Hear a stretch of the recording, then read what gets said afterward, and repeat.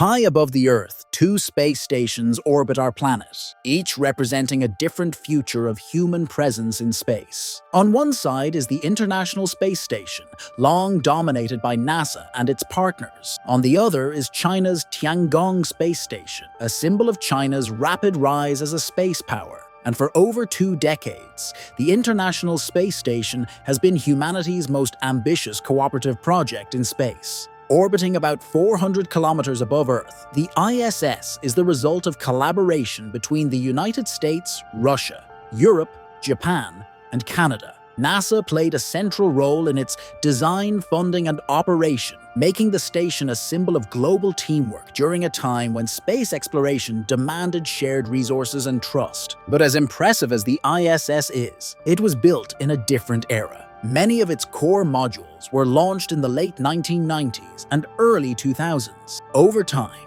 maintaining such a massive structure has become increasingly expensive and complex. NASA has already announced plans to retire the station within the next decade, shifting focus toward the Moon and Mars. But unlike the International Space Station, China's space station was built with a clear goal: complete independence. Excluded from the ISS program due to political and security concerns, China had no choice but to develop its own orbital laboratory from scratch. What started as a limitation soon became an advantage. The Tiangong Space Station, meaning Heavenly Palace, is smaller than the ISS but far more modern. Launched module by module starting in 2021, it was designed using the latest technology, with efficiency, longevity, and flexibility in mind. Every system on board reflects lessons learned from decades of global spaceflight experience, without carrying the burden of outdated components. Tiangong orbits at a similar altitude to the ISS, but its mission is very different. It represents China's desire to stand on equal footing with established space powers.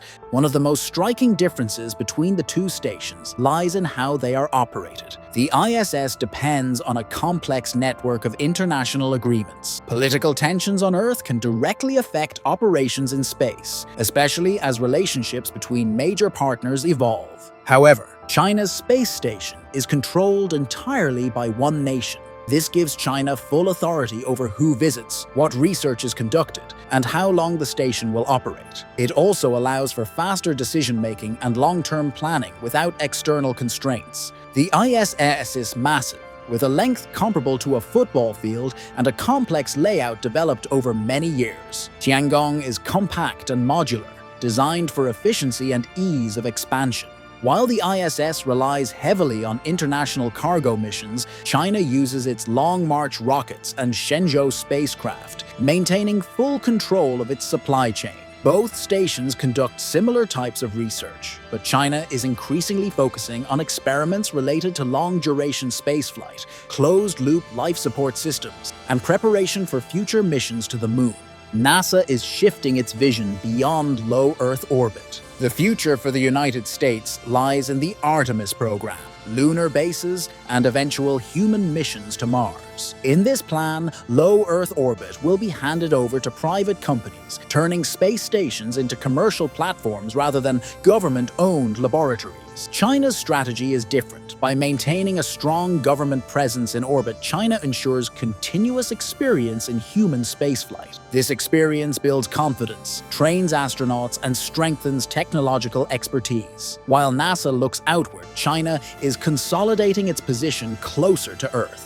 So, if you enjoyed this video, you might want to check out my next video on technologies that will replace your smartphones.